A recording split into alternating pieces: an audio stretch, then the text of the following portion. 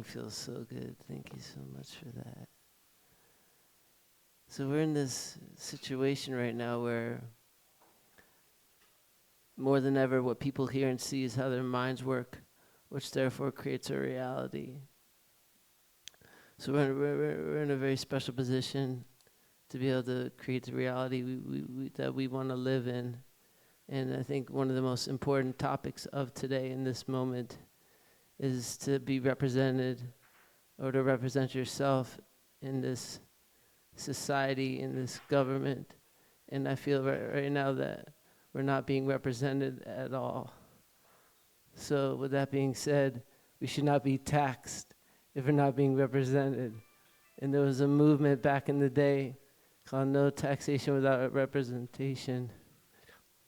And I'd like to talk about that with you guys today because it really does matter. Yes. So Introduce yourself, please. I'm Sharon, and I helped co-found this space with Coulter, and part of the foundation of the creation of this space was to invite community into a common place, basically with the premise of drinking tea, drinking alcohol alternatives in order to have these elevated conversations as a community. So we wanted to begin tonight's podcast with a community offering of kava. Traditionally in the South Pacific cultures, the tribal councils would invite community members into a circle, a ceremonial circle, and they would drink kava, and they would do these continuous kava ceremonies, and they would discuss the community problems and the regional problems. And from what I understand, they would continuously drink all night. They invite new members of the community into the council, into the circle, imbibe kava together, and then you're welcome into the community. You're part of the discussion. So that's how we wanted to begin tonight. And so I want to introduce Coulter and Sean, who's been with us since pretty much the founding of this community space. And this is our guest, Justin. And we'd like to invite everyone who would like to participate in a little brief kava ceremony to kind of get everyone on the same wavelength and the same sort of frequency after that beautiful Om introduction. I love that. And for the people at home watching, can you explain where we are? Colt? Welcome to Elixir, everyone, here in Nevada City, Nirvana City. And we're bringing a tradition here from the Pacific Islands, it's kava, thousands of years tradition. You know, one of the things they do, they would use it to greet new friends and guests and make an offering. But when it came down to the tribal leaders in the community, and when there was indifference or problems, they'd sit and drink that kava until those problems were solved. And sometimes it would take all night, but the healing plant would do its work, and we would find that peace and harmony and love amongst each other. Because when you're living on an island or in a small town like this, you know, there's no place to run. There's no place to hide. You gotta face your problems head on, and you gotta do it with kava. the high vibes.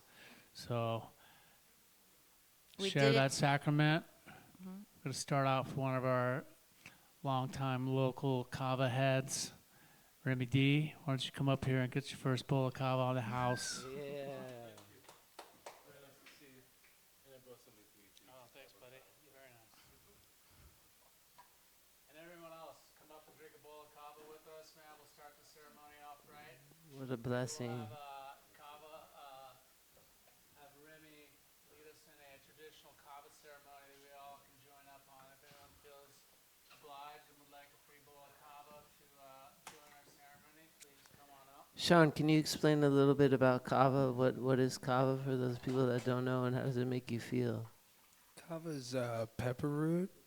It's related to black pepper and all the other peppers, but it's called the mystical pepper. And it really cools anxiety, especially social anxiety, relaxes your muscles and tension, and it leaves people in like a really socially lubricated, open space to communicate or solve problems or have fun. And it's one of the best ways to open up large group social events. And it is definitely one of my favorite drinks here at Elixir. I already had 2 vacation juns today, which is such a special thing to be able to kind of just buy anywhere you go around here locally. You can buy a bottle of vacation kava jun. Pretty soon you're gonna be able to go to Whole Foods and get it too. And But for now, you gotta come here to Nirvana City. just hold on to your kava, guys, and Remy's going to lead us through the libation ceremony.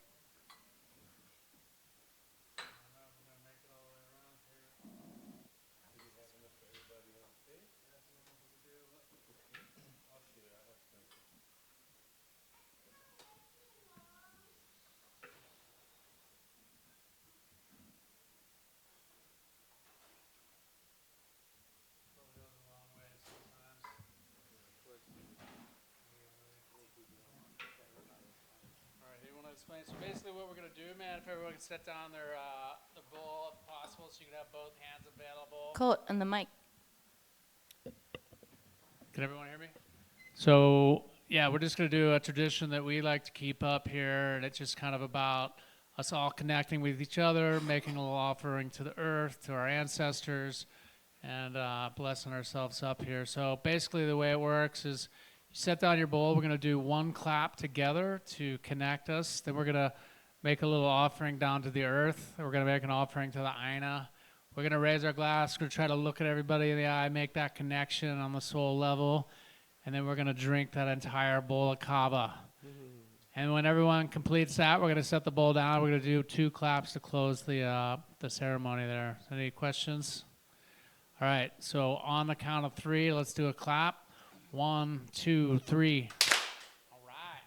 And a little offering to the earth. To the Aina, the ancestors. To the Aina, to our ancestors. And let's all raise our glass. Let's try to get a look at everyone. Think good, positive, great thoughts about your neighbor.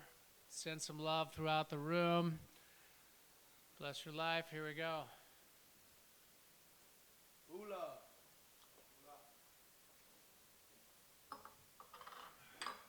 All right. Give everyone a minute there. Woo. All right, here we go on 3. 1, 2, 3. All right, bula. All right. Thank you, everyone. Wishing everyone good fortune, love, and happiness. Thank you, Coulter. That was beautiful.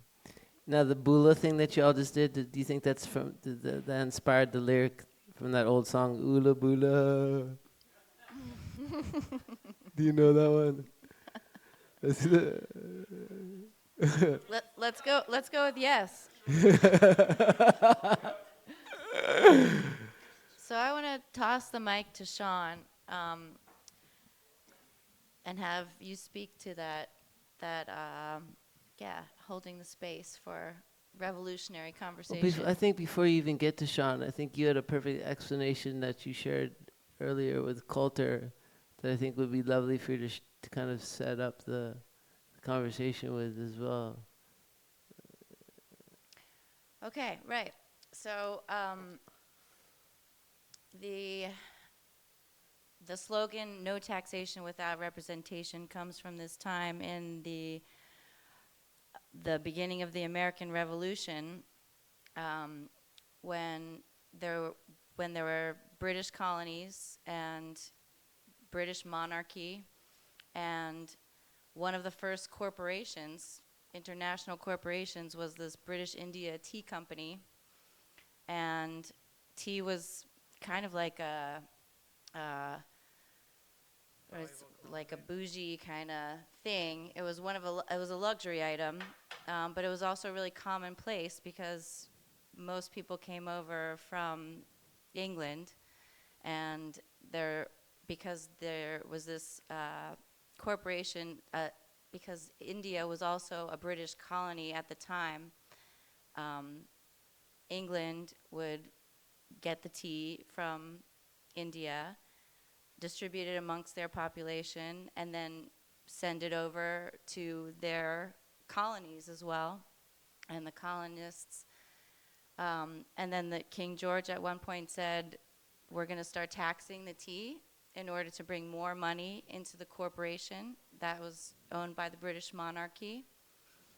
And the colonists decided they were not going to have that. So one evening, they dressed in costume as the local Native American population, and overnight, in the dark of the night, dumped all of the imported tea into the Boston Harbor, and the slogan that came out of that era was "No taxation without representation." And it was also the beginning of the American Revolution. So Sean's gonna give a little more historical context. Go ahead. I think political movements like revolutionary movements or cultural changes, they always arise out of a very specific new scene. And what really drew me into Elixard and made me put a lot of energy in it in my almost 10 years here is the scene, the unique scene that Sharon and Coulter created for the community here.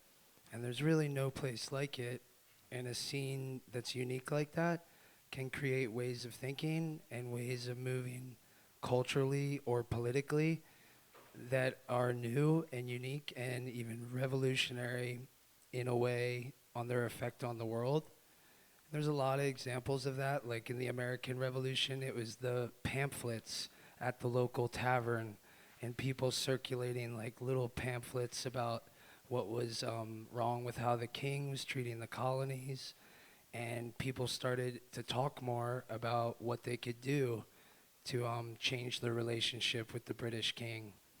A big part of Elixir is the drinks and the consciousness they form in people's conversations and mind. And traditionally people, especially in Europe, were drinking alcohol at a bar or they made homemade beer or something. And things changed a lot when coffee and tea came to Europe. And rather than being drunk and complaining about the king, people were jacked up on caffeine and planning what to do against the king or political moves to make. And the French Revolution began in a coffee shop with a guy like standing up on a table, jacked up on coffee. And they stormed the palace from the coffee shop and gathered all the other peasants and stuff. So a place like Elixir is creating new conversations, new cultural movements from the demographics here and the drinks that are being done and the focus on health. And I think a scene like this is a really important symbol of some of these conversations we have to have. And the podcast is a good like primary example of the kind of conversations we have here every day and how we look at the world perspective-wise. Why do you think it's so important right now, period? Why is it so important that we talk about something like this right now? I think a meeting place like this where people aren't drunk and are conscious is really important. A lot of people with the internet are becoming more isolated and don't socialize even every week in person. They might go to their job or even work from home and they don't talk to their neighbors or community. And someplace like this where people go chat with their friends every day, talk about current events, talk about health, it really moves that cultural shifting energy for the town and for the world outside of the town. Sure does. But I was feeling that now is the time more than ever because the no taxation without representation movement that happened back in, what was the year, 1776 or something? It's like early Before that. 1770s, yeah. Well, that was because of a 1% tax. Now, how much are we being taxed by our kingdom? Almost 40 or We're being taxed almost 40 to 60%, and we're just sitting back and taking it. And there's a roadmap that happened. The no taxation without representation movement already happened, and it worked. So we need to go back to that and rebirth it. the other percentage in the American Revolution is really interesting. Is only 1% of people like were starting it. It wasn't even 10% that were fighting or trying to change the cultural political representation. So I think it really snowballs when a lot of people's minds are changed around certain things like this. So think how do we superimpose that revolution on a largely apathetic and willing population? We definitely want it to be peaceful, and we want it to be an evolution, not even a revolution, where technology comes into play, where you get to vote on everything. So you don't need some fool representing you. You get to represent yourself. Because right now we're not being represented, and we are being taxed 40% minimum. And we're not being represented at all. I mean, do you feel like we're being represented?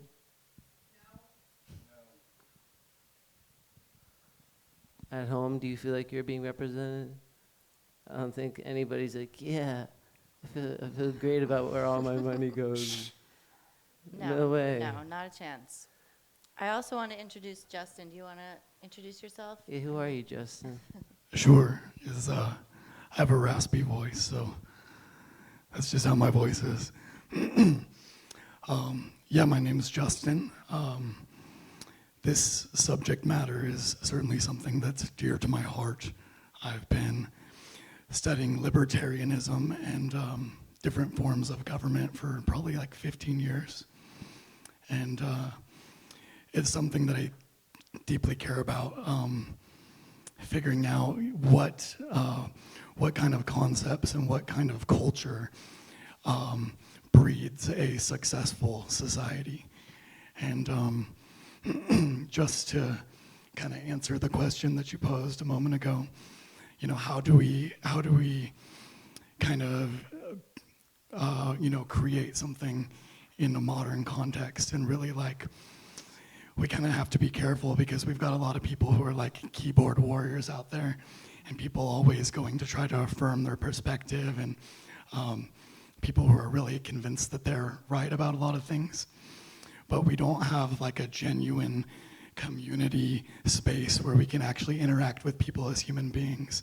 So I think getting off of the computer and being with people who are all kind of directed with a similar goal about creating community and sharing space and willing to put in the time to work together and speak together, I think that's probably one of the most important things that we can engage in.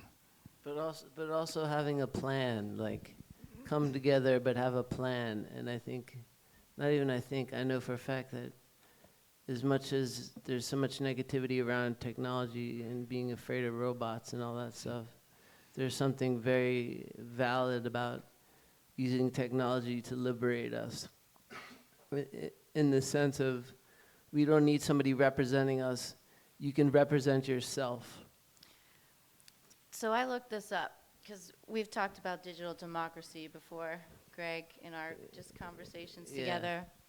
And I was interested if there was a country that had tried it, and I suspected that there was probably some nation in Asia that's on top of technology. And it turns out that Taiwan, in the COVID era, created a digital democracy. I mean, that's what they're calling it. And let's see, it was, so this is interesting too. It started from this meme where people, and it was called hashtag Milk Tea Alliance. So the Taiwanese bubble tea, like people would hold this up as okay, we're part of this new movement. And it says that the country has an online platform. Anyone can file a petition. There's no need to be affiliated with any political party. Twice a month, for petitions that gather 5,000 signatures, we hold face-to-face collaborative meetings across related ministries to explore ways to incorporate them into policy making. In this way, even those who are too young to vote can nevertheless have a way to start a movement and set a norm. And it is very pro-technology in Taiwan, and I'm sure there's an acknowledgement of hacking and, but That's actually something that can be rectified easily. We'll get into that. I have an idea for that. yeah, it was really fascinating. But I was just talking with Justin a little bit earlier about, like, I was trying to extrapolate that into the future of, like, America's revolutionary demographic, which is probably people our age and younger. And I was thinking, like, oh, then all these, like, young kids are just gonna just foolishly, the ones who are gonna refresh the app 100 times a day are gonna be these young kids who are, like, voting on all of our policy. And yeah, we kind of had a little interesting riff on that. You want to elaborate a little? Sure. It's really interesting because, you know, what really is driving politics in the agenda of politics in our modern society isn't so much the voting as it is the media. So Yes, I agree. if all human beings have the ability to vote on all, you know, what's directly happening in the government, that could be a really powerful, good thing. But you know, what is influencing them? You know, what corporate interest or political interest is spending billions of dollars to try to guide their opinion? It's those kind of political interests that and media, like powerhouses, that are obviously guiding things, and that's, you know, something that needs to be dealt with in a direct democracy as well, I think. Sure, but there's some immediate rules that will be put into place, like term limits and politicians not being able to accept bribe money called lobbying, etc. Like basic things, like you can't buy a politician. The politicians aren't allowed to play in the stock market, like basic things. But corporations are considered people since 2010 Citizen United. And we get rid of all that shit. We get rid of all the garbage. I mean, that would be at the top of my list for sure, would be to eliminate the concept of a corporation. As a libertarian, you know, I often get pigeonholed as being like extremely pro-capitalism, but because we believe in free markets. But in a true free market, you couldn't have a state-created entity, which is a corporation, which has the right, this protective code, essentially, which insulates the people running the corporation from facing consequences. But the corporation doesn't get to vote, which is still something very significant. The individual gets to vote. And if you tied something like, have you ever heard of a forever NFT? I mean, a soul-bound NFT? A soul-bound NFT is an NFT essentially that is your identification online forever. It can never be, nobody could ever use it except you. There's a protocol to easily give every person a soul-bound NFT, and that soul-bound NFT would be your identification that you'd vote on everything with. And then therefore, like, our money's not going to be spent on war. It's going to be, people are going to vote on where the money should go, and it's not going to be where it's going right now. That's for damn sure. Hey guys, Hear, hear. Don't spend money on wars. how's everybody doing tonight? Yeah. All right, I just got maybe a different and varied perspective to share, if you guys are ready for it. Definitely. Okay, cool, man.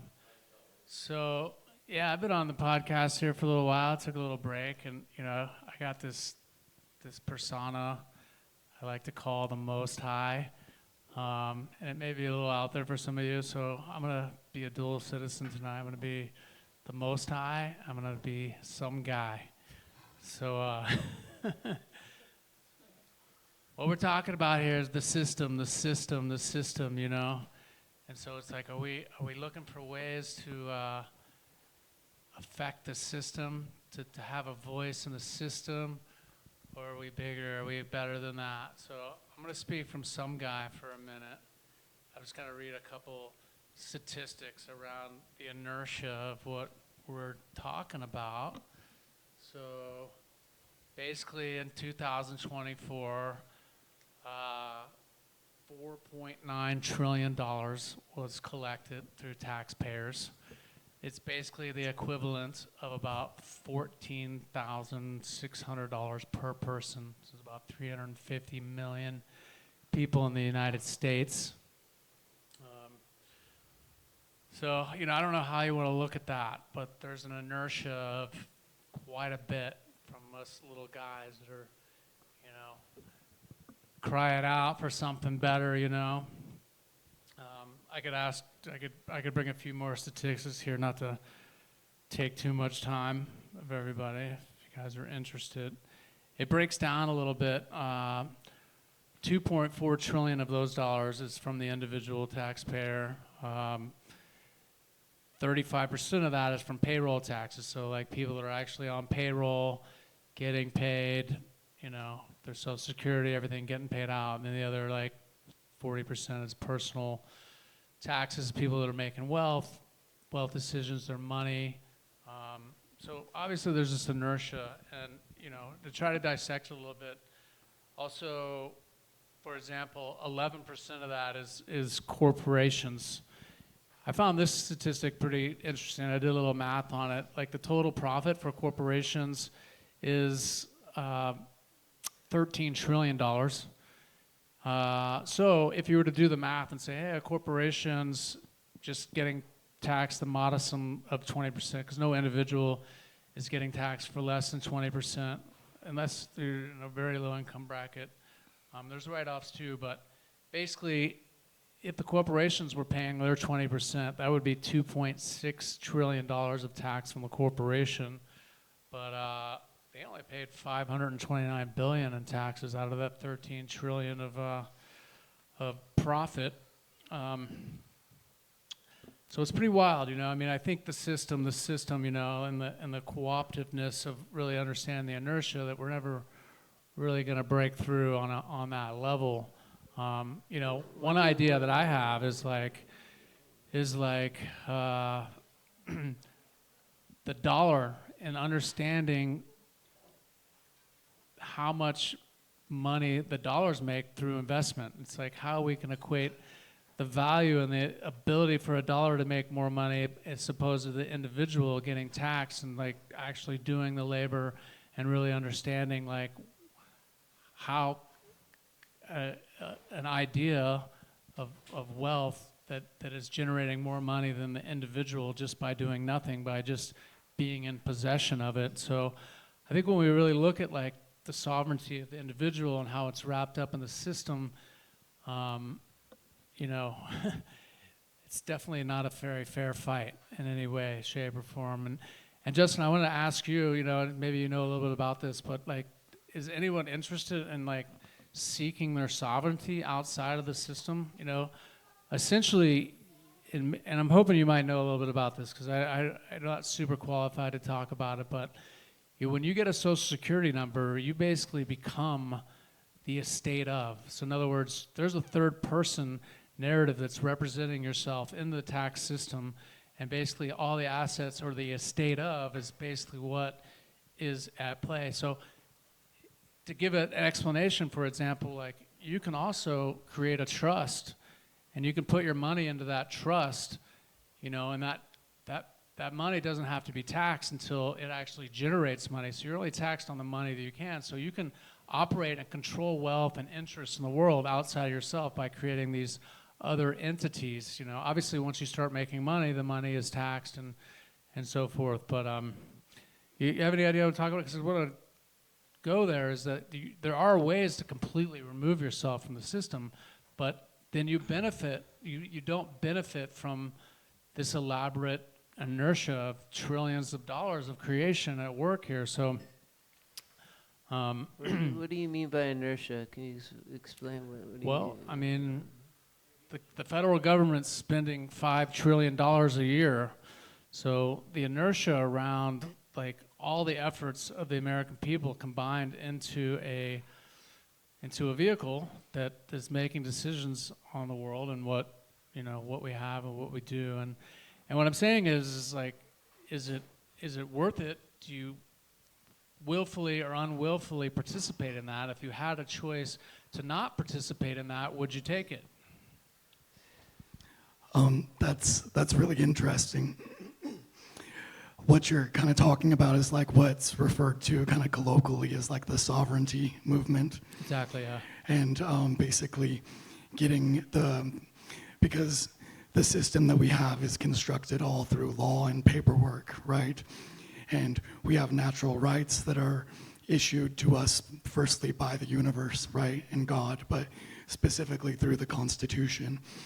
And the system that we have now is this elaborate warping of that through creating, straw man entities and corporations where we're essentially employees of this corporation of the United States. And to be honest, it's not like my specific, like, I know a lot of people who know a lot more about this than I do. But I think the ideas are very powerful and very useful, and they should be an intricate part of understanding where we're at. But I've known some people who have taken those ideas to basically the absolute limit that they can go, and I've seen them do some pretty powerful things. But at a certain point, the government, power kind of draws on itself. And so even though you have all of your, you've taken possession of your straw man and you've insulated yourself from the government on all these ways, at the end of the day, unless you have a community and culture that is going to stand with you in your moment of facing the opposition of the government will they'll just take the power, So Yeah, they just roll over you. exactly. So that is important, but it's just, I think, from my perspective, one facet of what is needed, because you need a community of really organized, intelligent people who all are on the same perspective and are going to kind of step up to bat with you. Hello. You're saying strength in numbers, is that?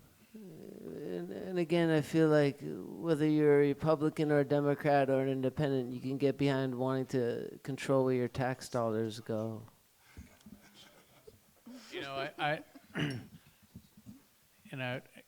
Since we're talking on this narrative, I'd say that I agree, but I actually mostly disagree, in that I can't verbalize or vocalize, because really being in the system, in other words, taking credit, it's about being the Jedi.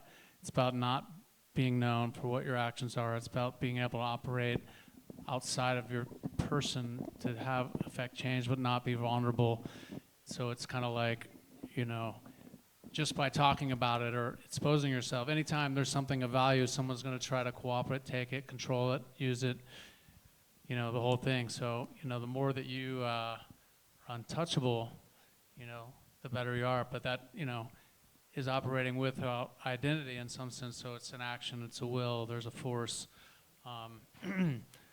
But at the same time, we're talking about playing the game and the system, and we're going to all work together to try to find a better way. Good luck with that. I don't poo-poo it at all. I think it's great. I think it's powerful. And, law and the concept of where does authority come from? These are like things that are really interesting to me, philosophically. What is the origin? What gives the government the authority to, for instance, kill or to steal, which is what taxation really is, right? So the sovereignty movement is really getting to the heart of like, what is authority and where does it come from, and how do I take control of my own personal authority? And it's super powerful. I'm not trying to say that we should forget about that. It's just not something I'm well studied in. And I really appreciate the people who do. But as I said, I think it's just one facet of what we need. Yeah, how you navigate the intellectual properties of law, maritime law. It's fascinating, but I think force is still the one that trumps it. It's going to take something very simple to get people to get behind so they can easily understand it. That's why something like the no taxation without representation movement already happened one time and it worked. It can happen again now. And we're being taxed so much money. We're not being represented. Technology has caught up to us to where we can actually make a move to making the system work for us instead of just screwing us all the time. And we gotta take steps to make that happen. Cool. I want to share my point of view from the Most High too. It doesn't have to be right now, but I would like to reserve some time to share a little bit from that perspective. Tomorrow is tax day. Boo. What do we have to say about that? Like what's the like radical act of an individual? To explore the ability to explore options to make a change, to make a difference. And that's going to take a plan. It's going to take people organizing around something simple and that the left side and the right side can come together on. And of course, like Coulter's saying, to have like a higher perspective where you're like not touched by any of it, but it's still like tomorrow you're going to pay your taxes. Yeah. And your higher self is like, fuck. I'm paying 40 to 60%, and you could have been doing something really special for your kids with that money, or your life, or medical bills, or rent. But instead, you're giving it to these crooked politicians that don't represent you. Bottom line, That are run by corporations. they're owned by them. Well, There's this cool book that I've been reading. It's called Fatal Flaws of an Obsolete System, The Capitalism Papers by Jerry Mander, which I'm sure is a pen name. Gerrymandering is the manipulation of voting territories to favor a class or a race. And this part of the book that I'm in right now is about our corporations' people, our corporations' machines. And he has this like intro that talks about the missing link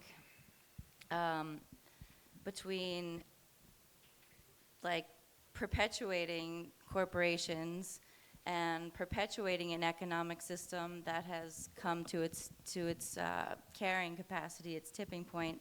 The missing link is that we keep trying to pervert the fact that we are part of nature, and that all these things that we are creating, taxing every product, everything that you're sitting on, everything that you're using, yourself, your body, everything came from nature. It was mined, or it was harvested, or it was, and then packaged in one country, you know, and sold to another and shipped in this way. And to remove ourselves from nature, from the spirit of the earth, is like what he's calling the missing link. And there's some great quotes in here, but one thing that was like popping out at me in this part that I'm in is, it says that corporations are just legal creations, ephemeral, with no physicality. In every practical sense, they don't exist. They don't really exist. And corporations do not have a moral instinct.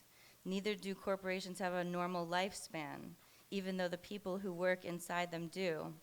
The corporation may outlive those people and indeed may achieve permanent life until some unborn generation of new owners decides to dismantle it and distribute its assets.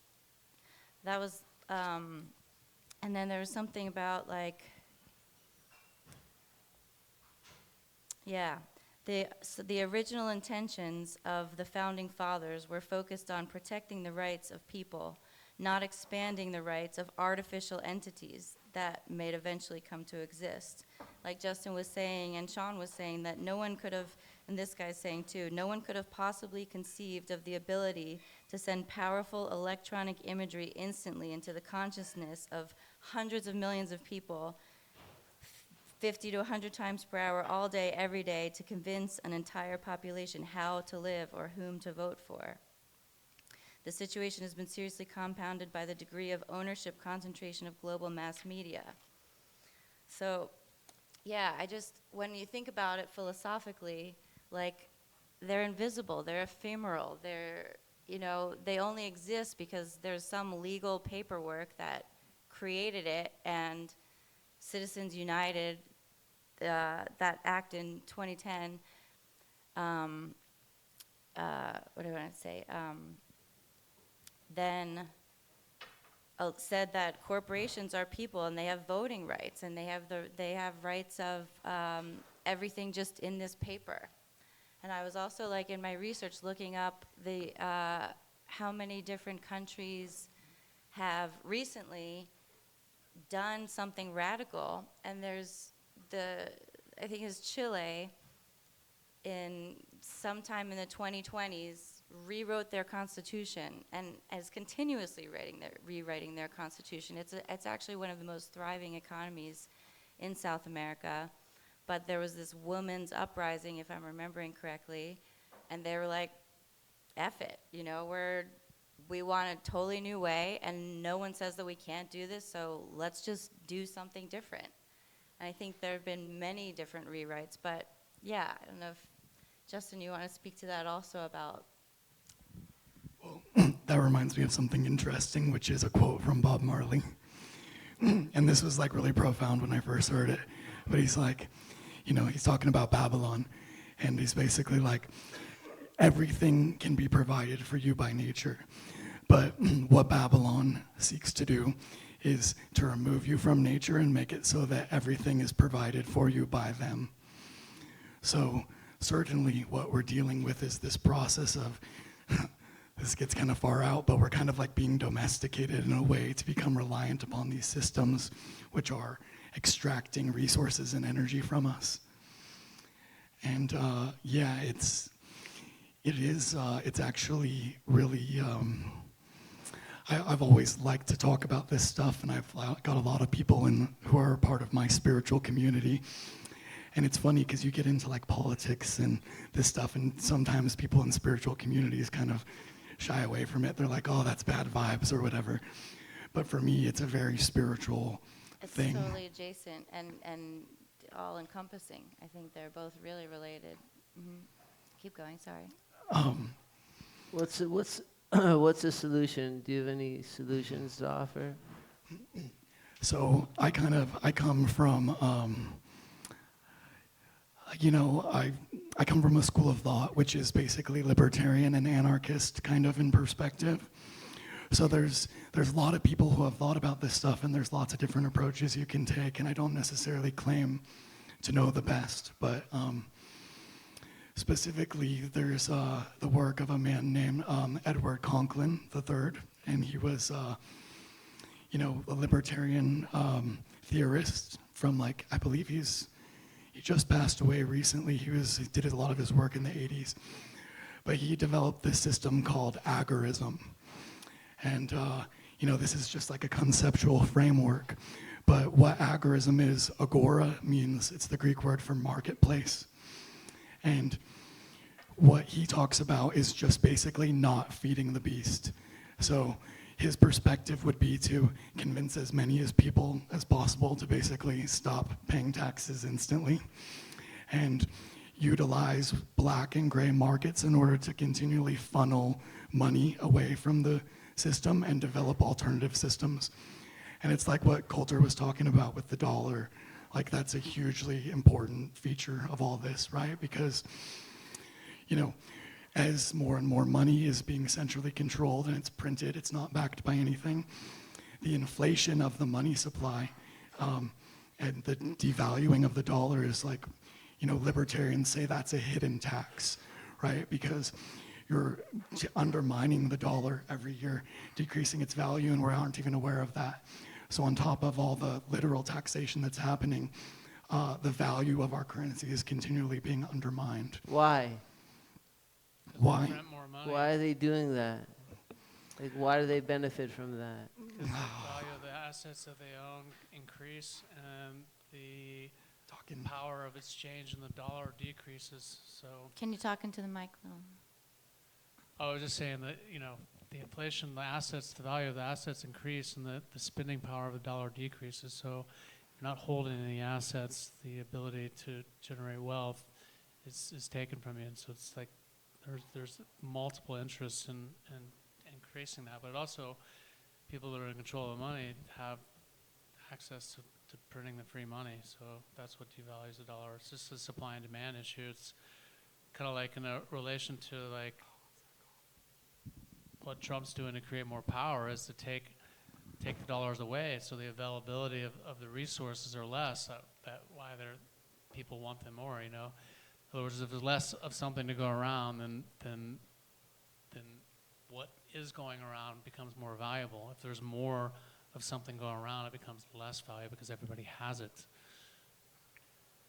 What do you think is stopping the society now that didn't stop the society back in 1776, Sean?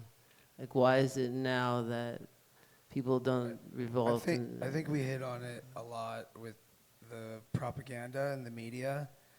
Like, in a small city back then, pretty much talk to your neighbors. Maybe there was a little poster from the government every week or month, but you were mostly hearing from the real people on the ground.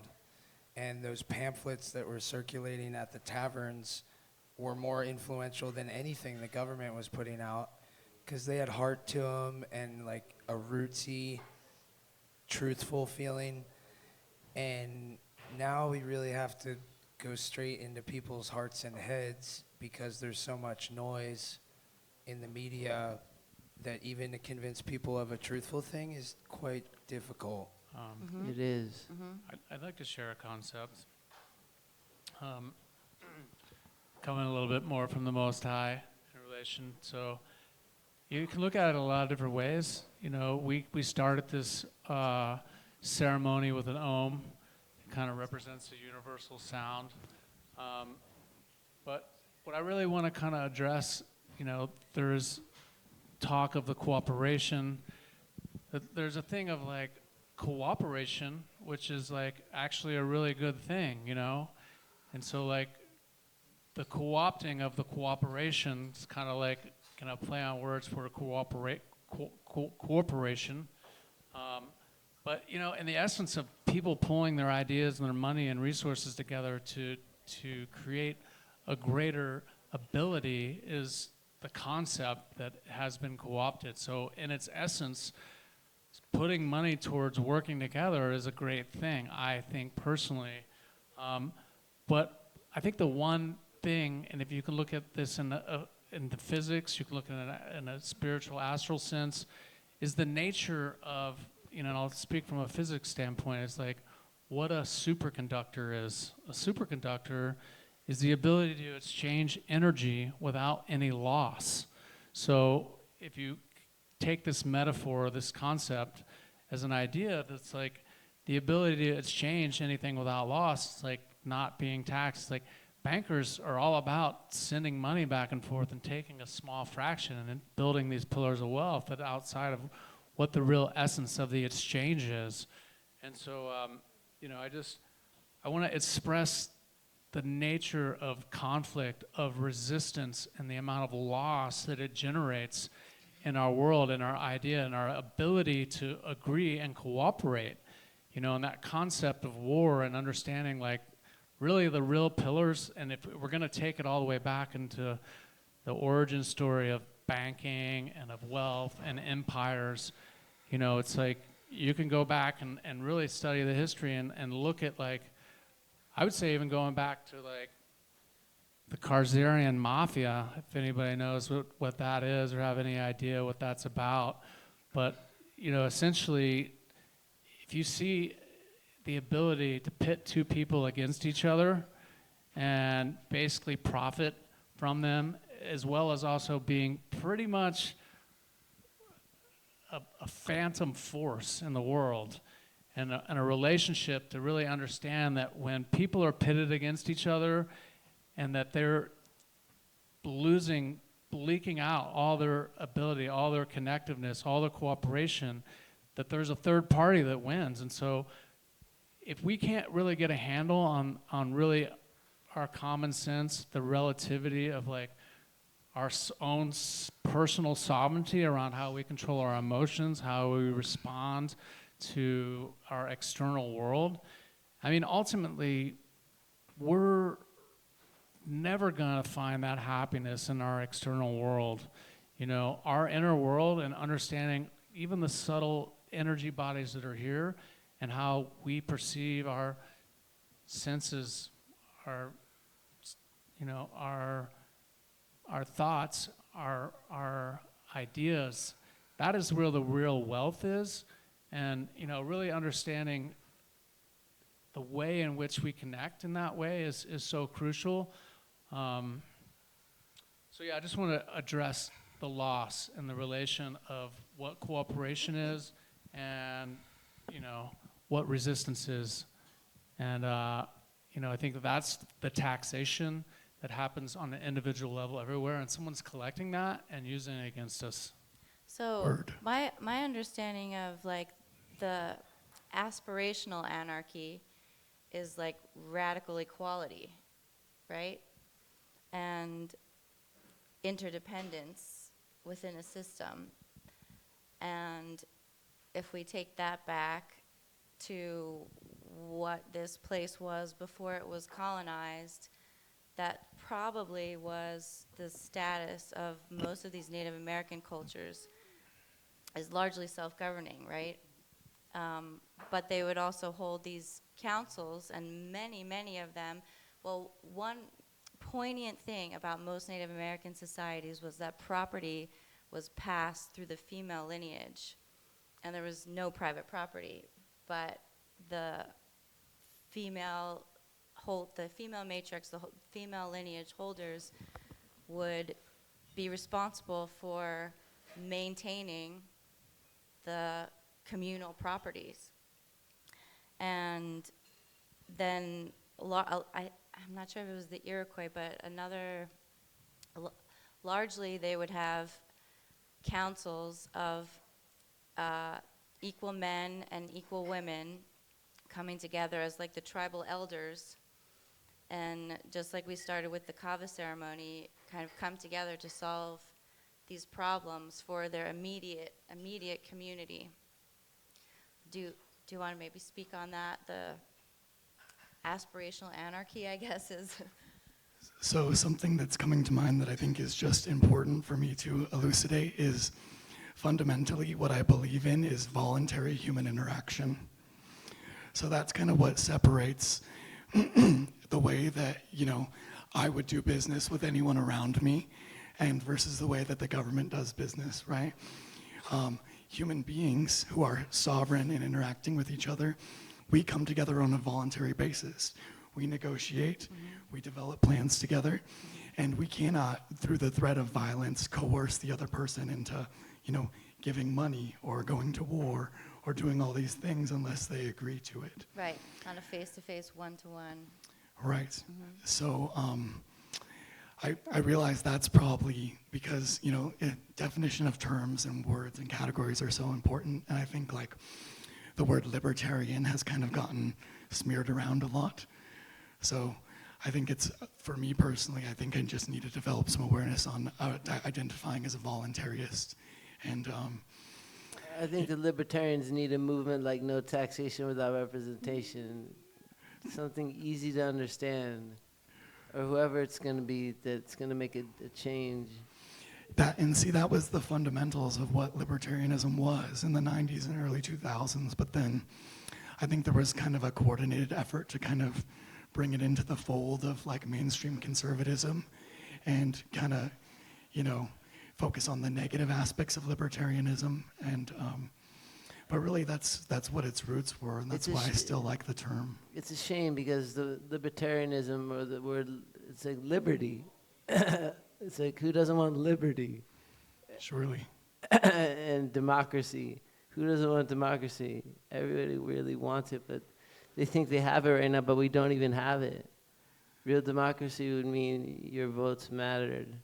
And your votes don't matter because these politicians are self-serving. Yeah, but I think there's another thing to look at too, and it's just how we identify ourselves. And I think that there's a lot of teachings and understanding of ourselves that we're not really realizing who we really are, you know. And if you were to break it down into, say, hey, we have this gross physical body, and that gross physical body is the most vulnerable state, and it's totally what's co-opted in a way that we're prisoners of our own actions, you know. And so to really understand ourselves beyond that essence, you know, the other layer in between that is our astral body, and really understanding how our spiritual body and our physical body connect into that astral body.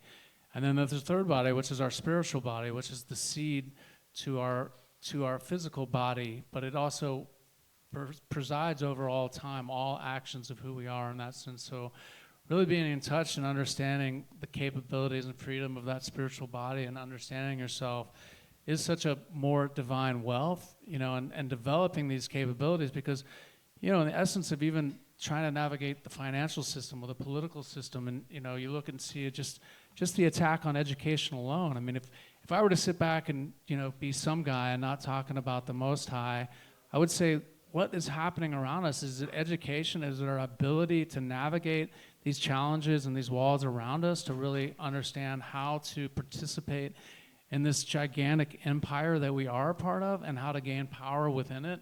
You know, and some people make that choice to say, hey, I'm going to, whether I like it or not, I'm going to learn to play by these rules. I'm going to educate myself, and I'm going to navigate myself in this vast empire, because there's a lot of great, amazing accomplishments that we all should be proud of that happen through the cooperation of it.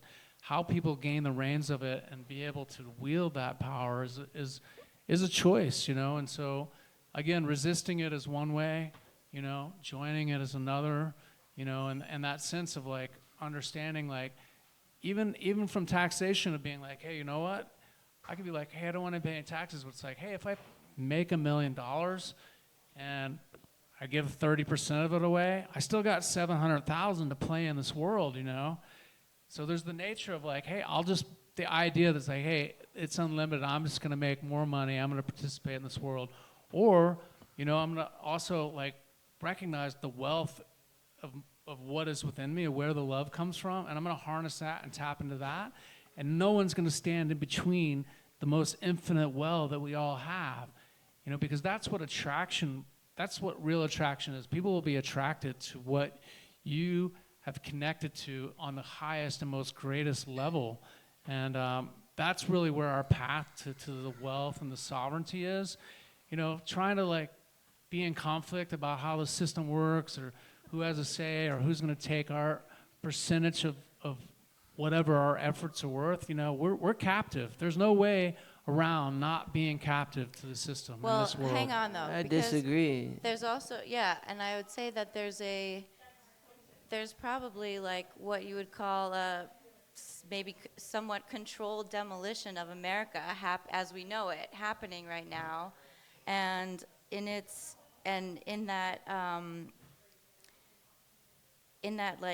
economic crash, it puts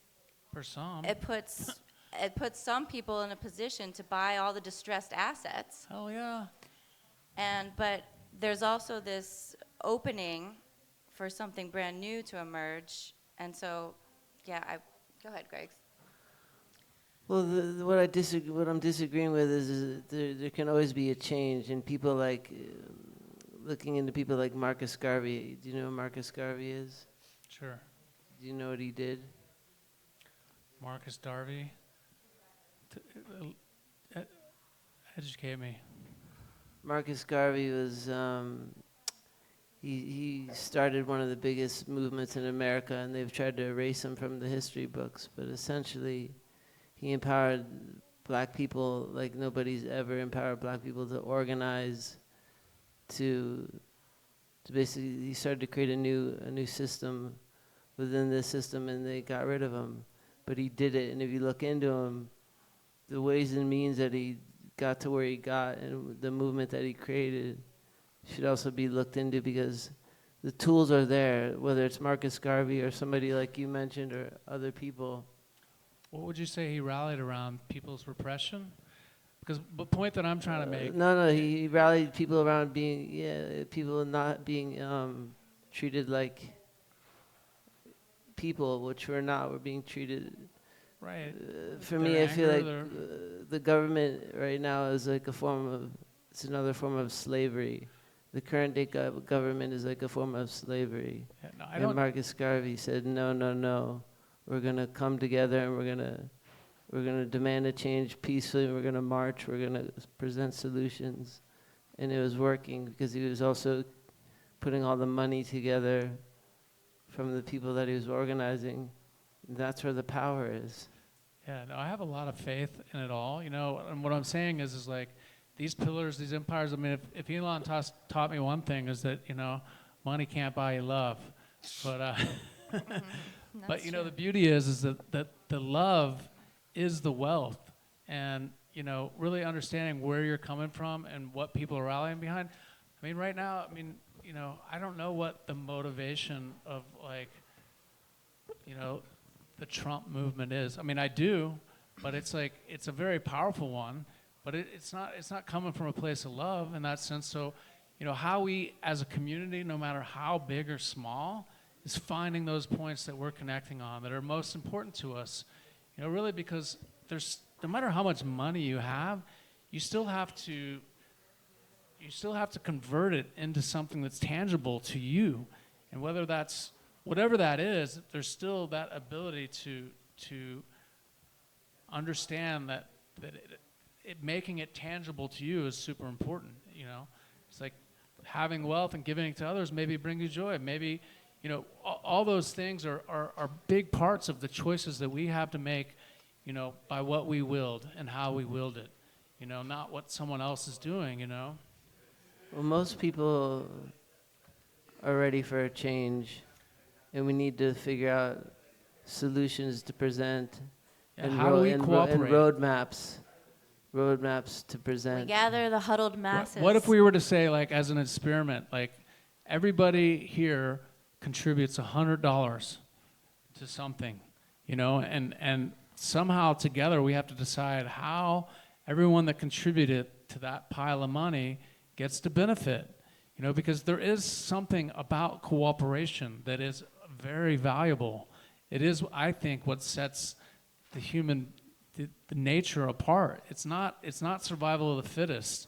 It is cooperation that makes nature thrive. And so understanding how we can cooperate better, how like-minded people can come together to create power and capability is still the essence of all this. Our energy, our devotion, the things that we care about are definitely being co-opted. There's no doubt about that, and that people aren't really representing our true beliefs. That may not, we're still just a small percentage of what the larger voice is, and that still is how things are being driven, whether those ideas are implanted through mind control of Silicon Valley. Our sovereignty is still what is at stake here. Tapping into our essence is still the only path forward, I think. I think that it's beautiful things to think about, like the spiritual side of it, and it's definitely valid. But I think what people really need is a practical step and something to organize behind.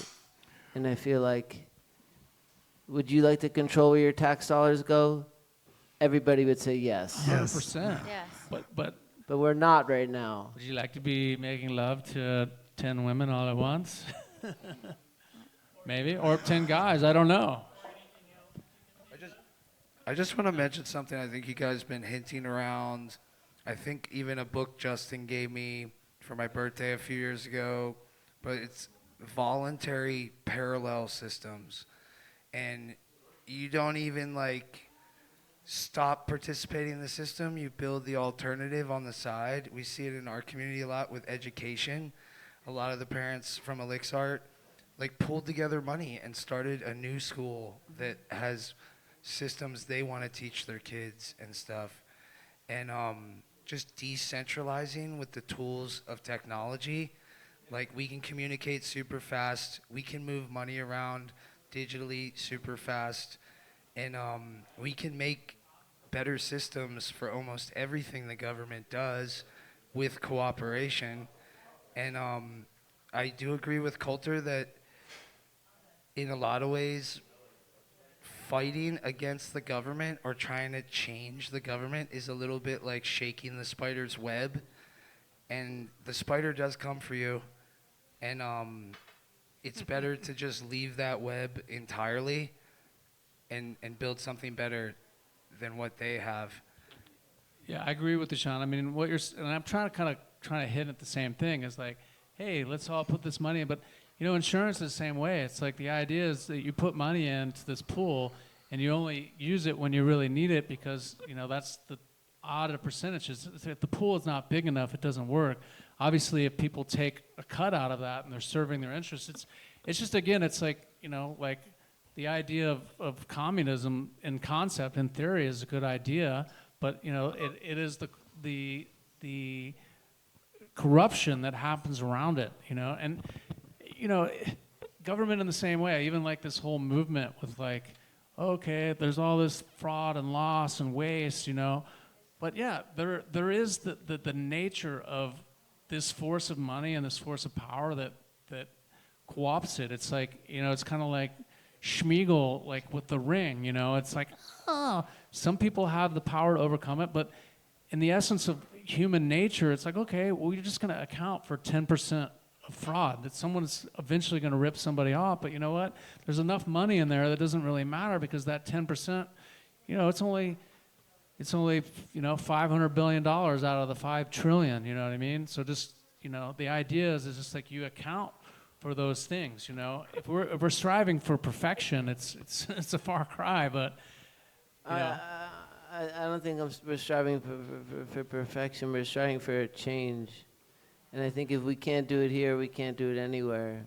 And I think we can do it here in a little town like this, like Nirvana City. We can actually implement and start to do a parallel course correction. Government. I think that scale is super important because, like you look at countries like in Europe that are mostly socialist or, democratic socialist countries that actually function really well because it's a really small, homogenous community where there's way more accountability. And for me personally, what like the pinnacle that I would love to see in the world is to see people organizing independently and voluntarily to create government systems that they want to participate in. Or community systems. Exactly. So like, government isn't even the right word. Just community, like being like, hey, let's make a club. What is it that we all love to do? You know what I mean? Like, what is it that if you had a pool of money, what would you do with it? Like, what is something that you could impact the people's lives around you? How much money would it be? Instead of like being like,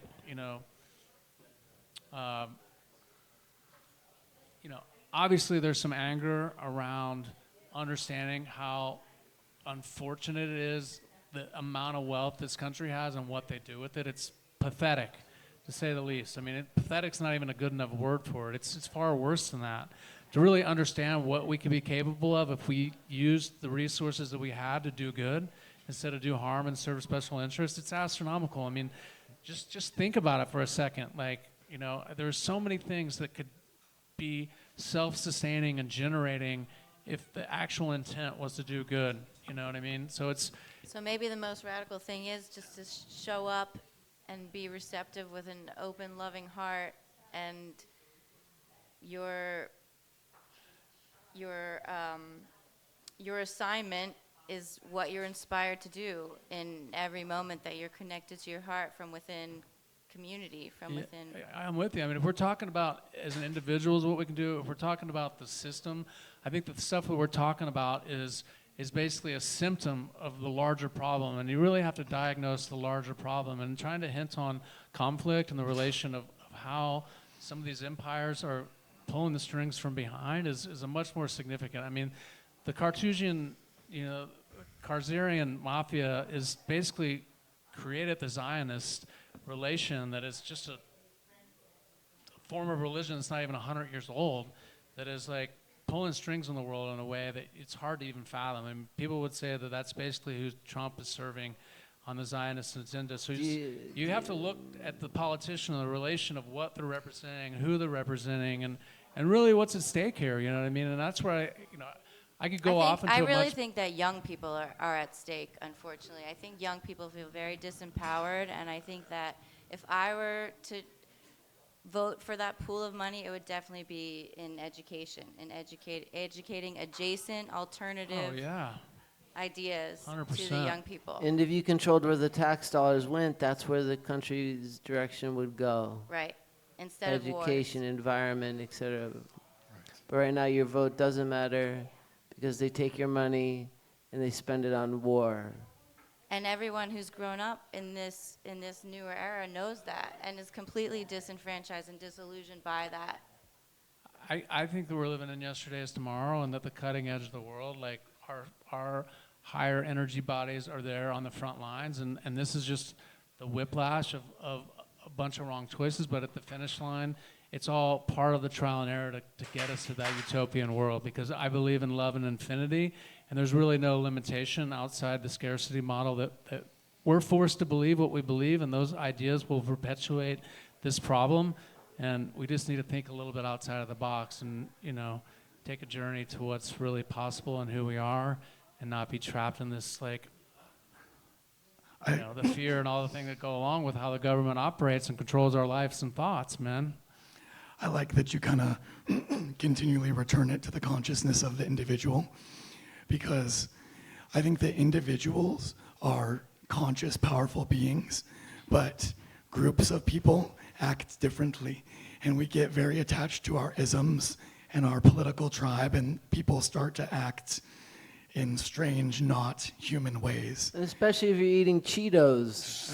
Yeah, I mean, the mob mentality of seeing when a mob mentality at a stadium or energetics, how people respond to violence and fear, man. It's just a very powerful force, and understanding how to, That's why, from studying the communist revolution, for instance, when I was younger, I was like, oh, revolution is what we need, but now after understanding the chaos and the kind of the tribal nature of what a revolution is, I'm much more skeptical of that it could be good, because it can be a really dangerous thing. So that's why I kind of am more into this not feeding the beast, not starting a revolution per se, but ignoring those systems altogether and developing smaller structures that are serving people in a direct way that you can see and grow. Yeah, I agree. That's what do you think, community? All right.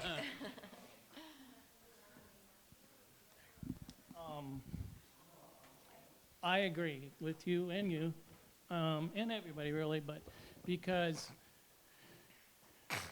if we don't know what's all the way in there, how do we know what we want to build? How do we know? How do you know? How do you know who you are and what you're here to do? You have to go in. You have to know yourself. You have to know your connection to all, everything, infinity. And then you realize that's love, and then you move from there. And you pay your taxes? No, I don't. Tell us about that. I don't know. No, don't talk about that. I mean, I looked up what he mentioned, agorism, the Tao of anarchism. So basically, anarchism as freedom. Right? Yeah. Basically. And then it gets all tied up with what you believe, all this other stuff. But it's not who you are. Love might be, freedom might be, or just infinity might be. So, yeah, and then, people have learned all kinds of stuff. But if we're working from our shadows, basically, and bypassing that, either it's a political shadow or a personal shadow or whatever shadow has been you've been programmed with, how are we going to step in and fix any system? I mean,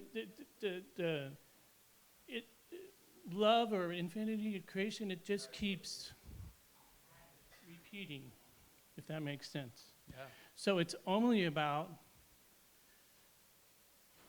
gifting, human relations, gratitude, and building.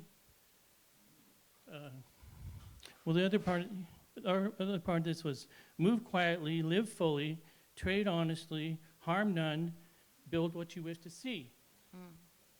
And that's with yourself, your beliefs, everything. You have to build your own myth. And if we get the most people doing that, they'll just come together automatically because they're already together, actually. In the end, we're just in this big field, and it's all love. It's nothing else. Amen. Can I get a witness? Hallelujah. Thank you. Thank you.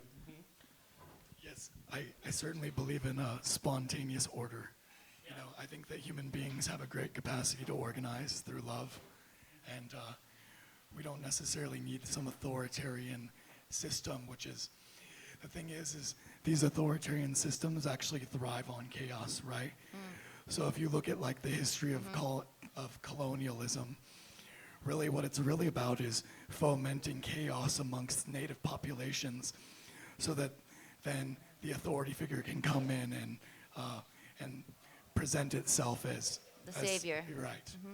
So Yeah, I mean, chaos, the way that affects humans, probably in these cases, is their fear of death.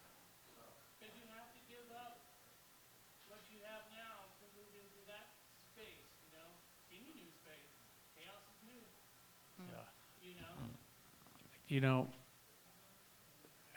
I'll say just, another perspective to look at. And again,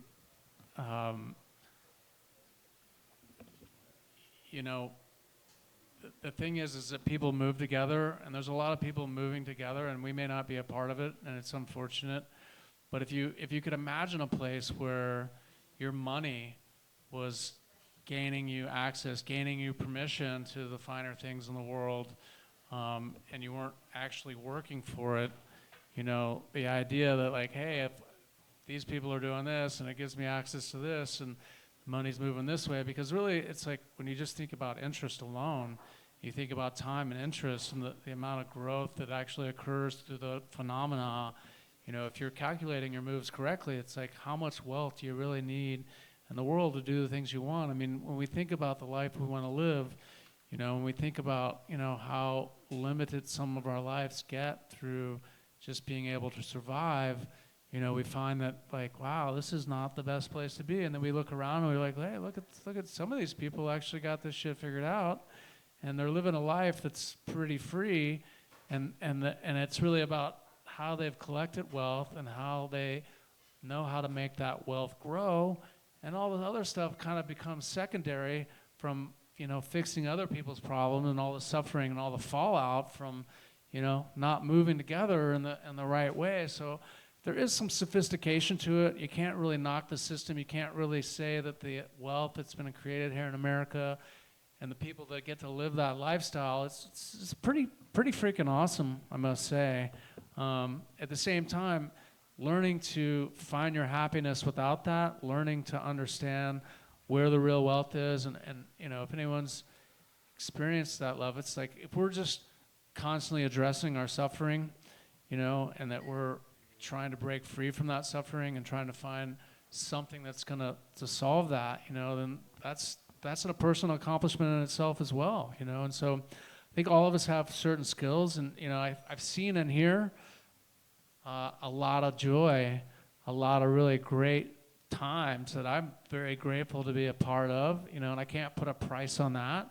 And somehow our magic and the moment and the influence does create a nice pocket of greatness that we all should be really proud of. So I am counting my blessings for the life that we've created. I would like to bring more people into it and share that and really understand that it doesn't have to be as difficult. It does seem to be getting a lot more difficult, and there does seem to be a lot more resistance and waste and, you know, co-optiveness of our chi, of our life force, of our dollars that we've earned. And, you know, that taxation, that resistance to the life we want to live, man, yeah, it does invoke me wanting to be rebellious and do some crazy shit, not hurt anybody, you know? Just be like, man, what's wrong with you guys? Don't you know how to fucking have a good time anymore? Let's do this. I think it would be a really good time not paying taxes. It would be really fun. It would be really fun, and I think if there was, you can get people to organize around not paying taxes until we're represented. That would be a great time. I think that's a great rallying point. All right, everyone is going to contribute $150. All right, we're going to do it over the course of the year. Everyone's going to put a name on a list. And we're going to throw the craziest, wildest, coolest party everyone's ever been to.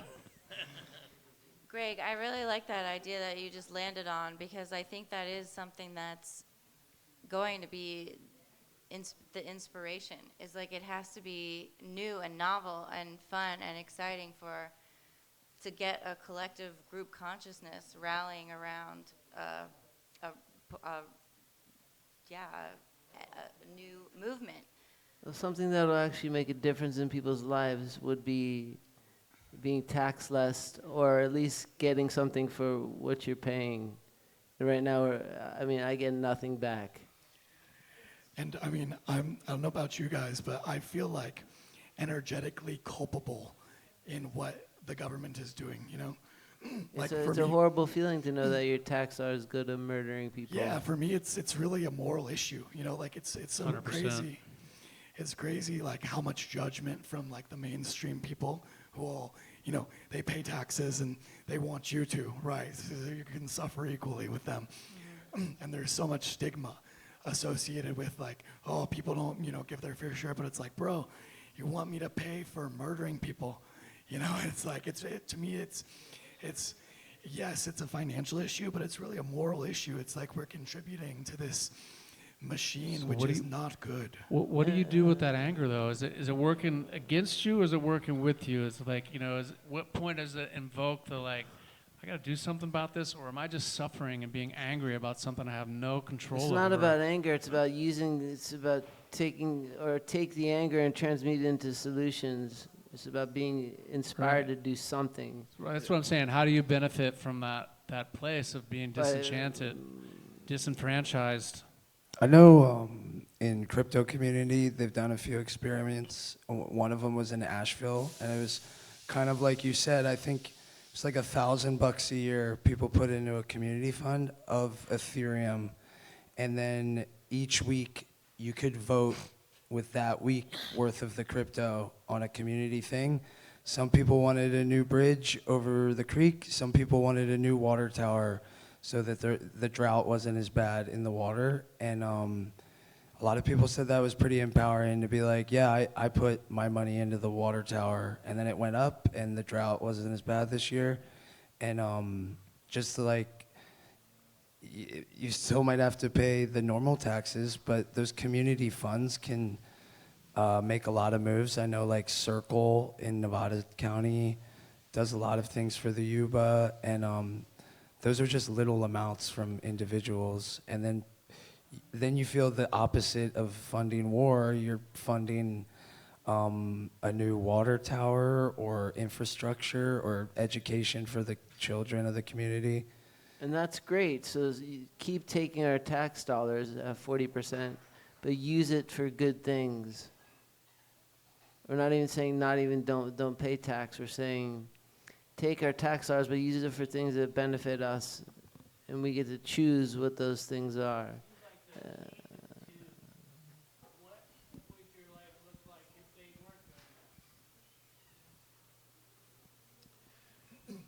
Yeah, that's a really good point. What would your life look like if you were actually able to spend your tax money on what you wanted to?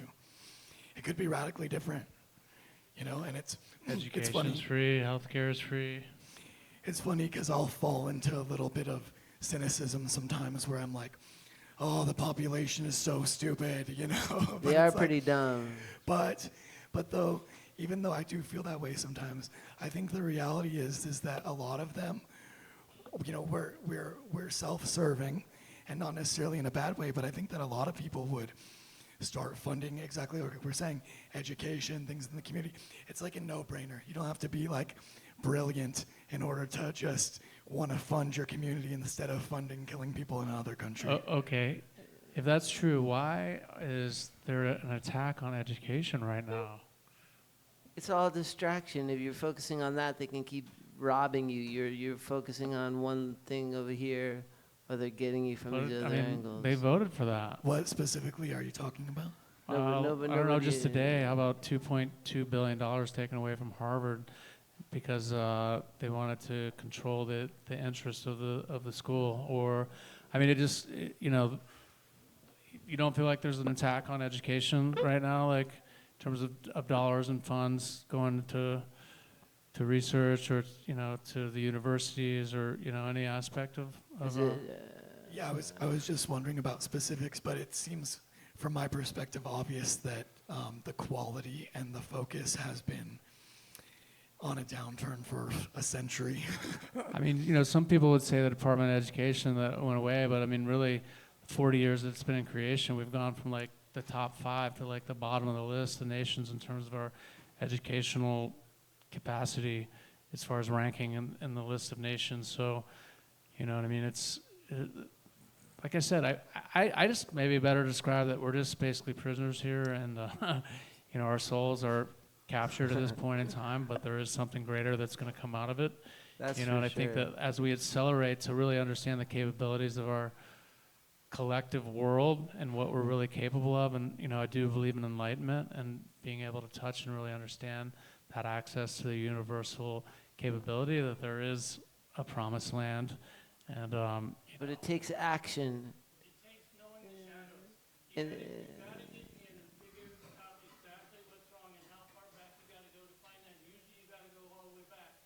You usually gotta go back and see how you're operating because of how your parents treated you, or whatever the case shadow may be. Because all your that, karma, huh? yeah, I mean, there's free will, and then there's what you came here to do, the cosmic, you know, plan or whatever. But I mean, here in this body, you know, all we're seeing is shadows multiplied. But there's two sides to every single, you know, every single issue, these big issues that we're talking about, or education you're talking about. Maybe we want to, you know, dump that system or whatever, not dump it, but, you know, maybe all it's ever really done for us is create unconscious freaking sheep workers. Yeah, Taxpayers. Coulter, there was a quote from an interview from a incredible like thinker and philosopher that I've been following his whole career, named Daniel Pinchbeck, and this was from an interview he did with Marianne Williamson, who came in. She's an interesting story to me because I loved her, and she's so spiritually genuine, and she went into, if I got the message correctly from this interview, she was saying that she went into the previous election as like wanting to be embedded, wanting to see the system from the inside out, knowing fully well that they were going to cut off the campaign whenever they deemed it too much spirituality on public TV or whatever, knowing full well.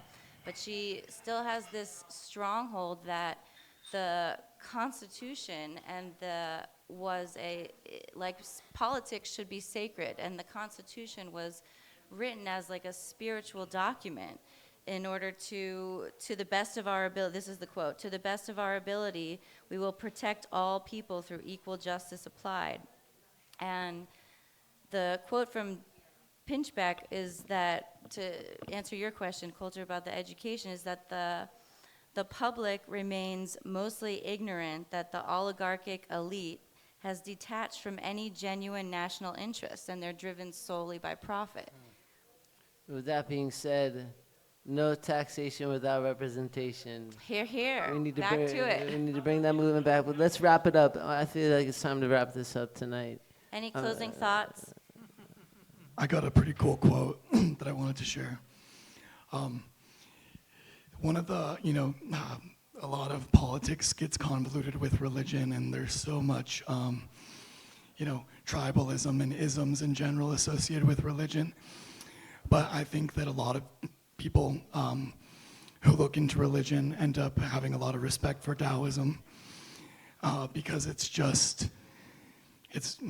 very universal and very just about developing and cultivating awareness as opposed to like,